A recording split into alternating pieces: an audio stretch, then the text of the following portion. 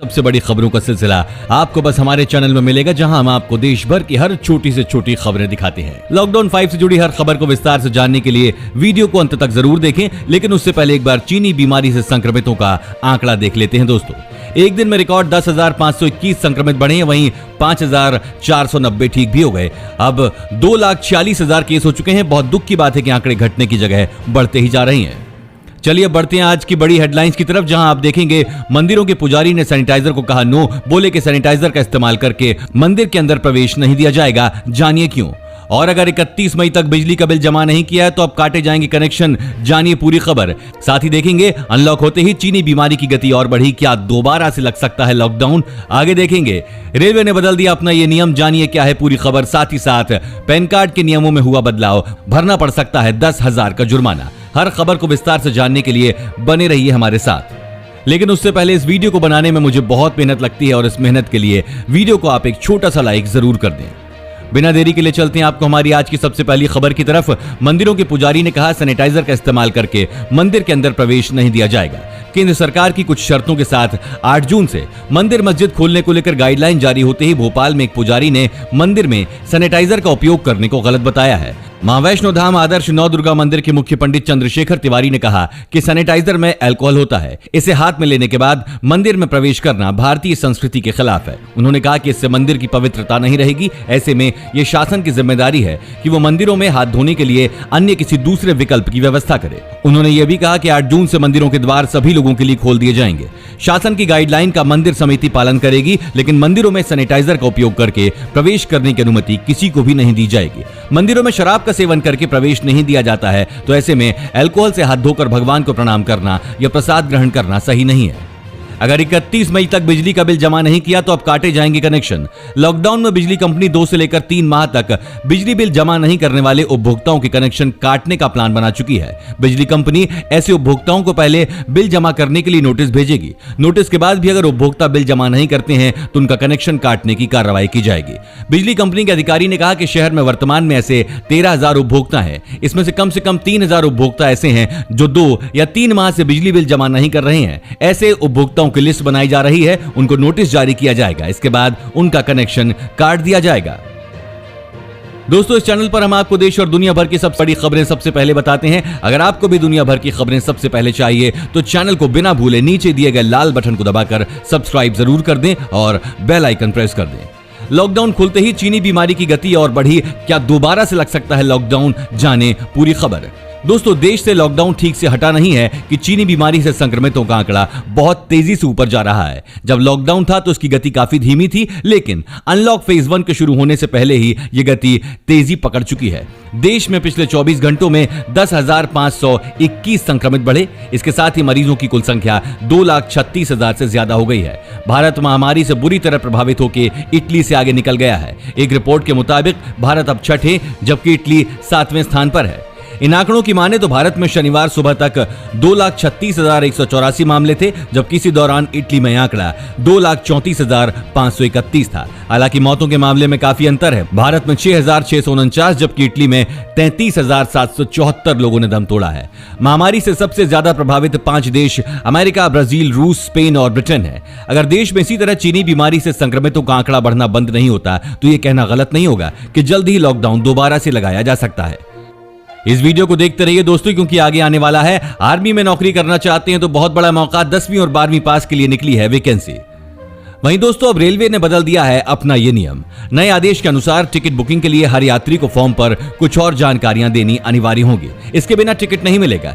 इन जानकारियों में सफर के लिए आप जहां जा रहे हैं उसका पूरा पता देना होगा। इसके अलावा उस जगह का संबंधित पिन कोड भी देना होगा। देश में 1 जून से शुरू हुई 200 यात्री ट्रेनों में अब तत्काल टिकट बुकिंग की सुविधा भी जल्द मिल सकती है। साथ ही ट्रेनों में आम टिकट बुकिंग के लिए भी नियमों में बदलाव कर दिया गया है। महामारी संकट के बीच लॉकडाउन का दौर खत्म हो रहा है और उसकी जगह अनलॉक ने ले ली है। इसके तहत केंद्र और राज्यों की सरकार धीरे धीरे कई क्षेत्रों में छूट दे रही है। इसलिए भारतीय रेलवे ने भी ऐतिहासिक बंदी के बाद यात्री ट्रेनें देश भर में शुरू कर दी हैं। इन ट्रेनों में सोशल डिस्टेंसिंग, मास्क और सैनिटाइजेशन का सख्ती से पालन करना जरूरी है। पैन कार्ड के नियमों में हुआ बदलाव, जान ले ये नियम, वरना भरना पड़ सकता है 10,000 का जुर्माना। देश में महामारी संकट के बीच वित्त मंत्री ने हाल ही में ई पैन कार्ड बनवाने की सुविधा पेश की है। बता दें कि अब लोगों को नया पैन कार्ड बनवाना न सिर्फ आसान हो गया है, बल्कि इसके लिए किसी दस्तावेज की भी जरूरत नहीं है और ये सुविधा मुफ्त है। आयकर विभाग के मुताबिक नए ई पैन कार्ड को पुराने लैमिनेटेड पैन कार्ड के बराबर बनाया गया है। ऐसे में ई पैन कार्ड बनवाने से पहले इन बातों का ध्यान रखना आपके लिए बेहद जरूरी है। आयकर नियमों के तहत हर कोई ई पैन बनवाने के लिए आधार कार्ड का इस्तेमाल नहीं कर सकता है। जिनके पास पहले से पैन कार्ड मौजूद है वे तत्काल ई पैन के लिए आवेदन नहीं कर सकते हैं। अगर आवेदन कर नया पैन कार्ड बनवा लिया और आपके पास 2 पैन कार्ड पकड़े जाते हैं तो आयकर अधिनियम की धारा 272B1 के तहत 10,000 रुपए का जुर्माना लगाया जा सकता है।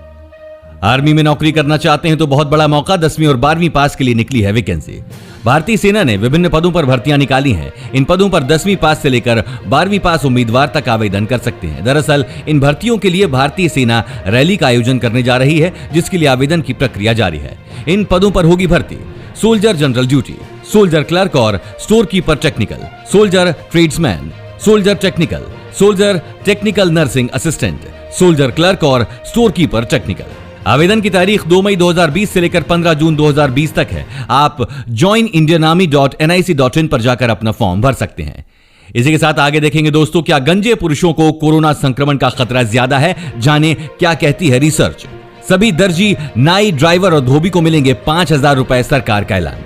कर्नाटक की सरकार ने छोटे कारोबारियों के लिए 1,610 करोड़ रुपए के राहत पैकेज का ऐलान किया है। इसी के साथ कर्नाटक सरकार ने 11% एक्साइज ड्यूटी बढ़ाने की भी घोषणा कर दी है। कर्नाटक सरकार का यह राहत पैकेज किसानों, एमएसएमई, फूलों की खेती करने वालों के अलावा धोबी, नाई, ऑटो और टैक्सी चालकों को दिया जाएगा। मीडिया रिपोर्ट्स के अनुसार कर्नाटक के मुख्यमंत्री बीएस येदियुरप्पा ने ऐलान किया कि महामारी के चलते नाई और धोबियों का धंधा शहरी और ग्रामीण दोनों ही इलाकों में प्रभावित हुआ है। ऐसे में कर्नाटक सरकार ने पैकेज के तहत लगभग 2,30,000 नाइयों और करीब 60,000 धोबियों, टैक्सी ड्राइवरों व अन्य छोटे मोटे काम कर अपना घर चलाने वालों को मुआवजे के तौर पर 5,000 रुपए प्रति व्यक्ति की मदद देने का फैसला किया है। इसके साथ ही छोटे और मध्यम उद्योगों के लिए 2 महीने तक बिजली का बिल भी माफ करने का फैसला लिया है। अगर महीने में 15,000 से कम कमाते हैं आप, तो आप भी उठा सकते हैं मोदी सरकार की इस योजना का लाभ। दोस्तों, देश में ऐसे कई लोग हैं जो एक महीने में 15,000 से भी कम कमाते हैं। मोदी सरकार ने ऐसे ही लोगों के लिए एक योजना की शुरुआत की है। इस योजना के तहत 60 साल की उम्र के बाद हर महीने कम से कम 3,000 रुपए पेंशन की जरूरत है। आगे देखेंगे दोस्तों, अमेरिका के साथ 8 देशों की दोस्ती देखकर चीन की उड़ी हवाइयां। लॉकडाउन में नौकरी छोड़कर घर लौटे प्रवासी मजदूरों के लिए सरकार का नया ऐलान, देंगे सभी को रोजगार। केंद्र सरकार ने लॉकडाउन के कारण रोजी रोटी और रोजगार गंवाने वाले प्रवासी मजदूरों के लिए मेगा प्लान तैयार किया है। केंद्र सरकार ने देश के 6 राज्यों के उन 116 जिलों की पहचान की है जहां लॉकडाउन के दौरान सबसे ज्यादा प्रवासी मजदूर वापस लौटे हैं। दिल्ली वालों की ही होगी भर्ती, बाहर के मरीजों को नहीं किया जाएगा एडमिट। दिल्ली सरकार ने बड़ा फैसला किया है। अब दिल्ली में दिल्ली सरकार और प्राइवेट अस्पतालों में केवल दिल्ली के निवासियों का ही इलाज होगा, जबकि दिल्ली में स्थित केंद्र सरकार के अस्पतालों में सभी का इलाज होगा। महामारी के बढ़ते मामलों के मद्देनजर दिल्ली कैबिनेट ने यह फैसला लिया है। दिल्ली के मुख्यमंत्री अरविंद केजरीवाल ने रविवार को इसका ऐलान किया। मुख्यमंत्री ने कहा कि जून के अंत तक 15,000 मरीजों के लिए बेड की जरूरत होगी। इस संबंध में लोगों की राय मांगी गई थी। इसमें दिल्ली के 90% लोगों ने कहा है कि जब तक महामारी है तब तक दिल्ली के अस्पतालों में सिर्फ दिल्ली वासियों का इलाज हो। अमेरिका के साथ 8 देशों की दोस्ती देखकर चीन की उड़ी हवाइयां।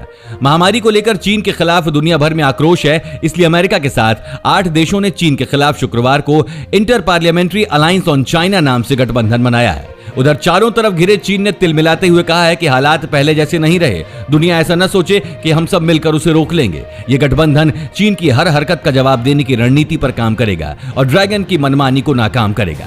उधर चीन की सरकारी मीडिया ने इस तरह के गठबंधन को व्यर्थ की कोशिश करार दिया है। चीन ने कहा कि हमें 1990 वाला देश समझना दुनिया की गलती होगी। हालात अब पहले जैसे नहीं है। 21वीं सदी में हमारे खिलाफ खड़ा होना मुश्किल होगा। चीन ने डराने के लिहाज से कहा, ऐसे किसी भी प्रयास के अंजाम भुगतने पड़ेंगे। और आगे देखेंगे दोस्तों, भारत और चीन के बीच टेंशन हुआ कम, दोनों देशों में सकारात्मक बातचीत। दोस्तों, मोदी सरकार दे रही है सालाना 36,000 रुपए। जानिए कैसे होगा रजिस्ट्रेशन।